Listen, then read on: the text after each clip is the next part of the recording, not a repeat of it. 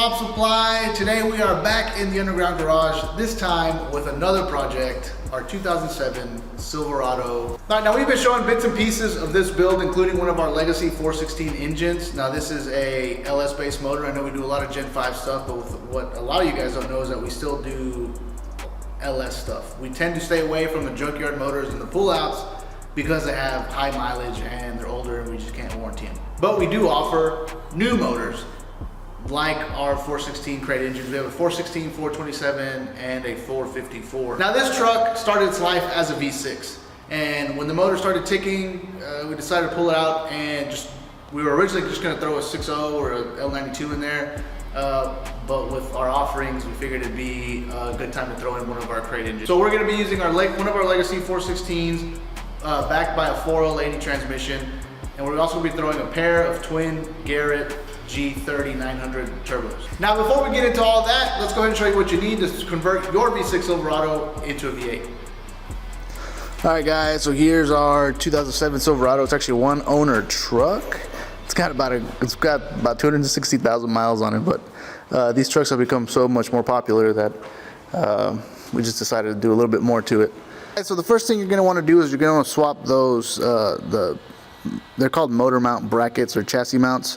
The V6 uses a different style. You want to get a V8, and you want to make sure you get a two-wheel drive or four-wheel drive for the driver's side, because they are different. I bought a four-wheel drive not knowing, and now I had to go buy another one. But make sure you got the right bracket for the driver's side. Passenger side is the same, but you do need V8 brackets.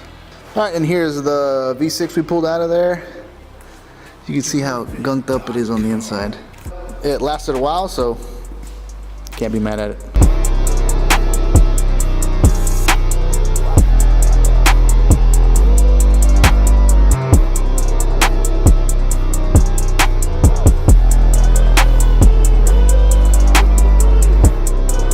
All right guys, so here is the motor installed. Got the mounts there. And if you guys didn't know, if you're using an A-type balancer with an aftermarket crank, there's a good chance you may need to hone out the balancer a little bit for clearance. You can use that. You can do that using a caliper hone, or like a hone for like the brake cylinders for the calipers. You can do a pretty good job. It's pretty simple. You just kind of check every so often.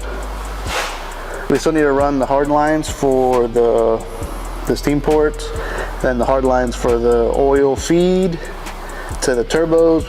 We'll have both turbos on each side. Next time we'll be installing the turbos, and then I'm also just waiting on the bracket for to come back from powder coat. We have the power steering pump, the alternator, and everything else.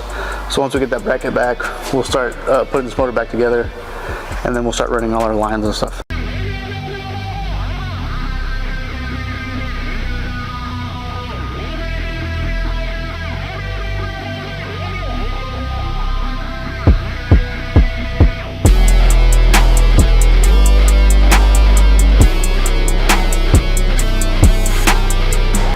And that's going to do it for this video, guys. As you guys know, getting the drivetrain installed is just the very beginning of just about any build. There's still a bunch of stuff to do. We're still waiting on our turbo stuff, and just a bunch of hardline things that we need to do. We're also still working on our ECUs, and then we need to build the harness for this thing. But if you guys enjoyed this video, please like, subscribe, share, and we'll see you on the next one.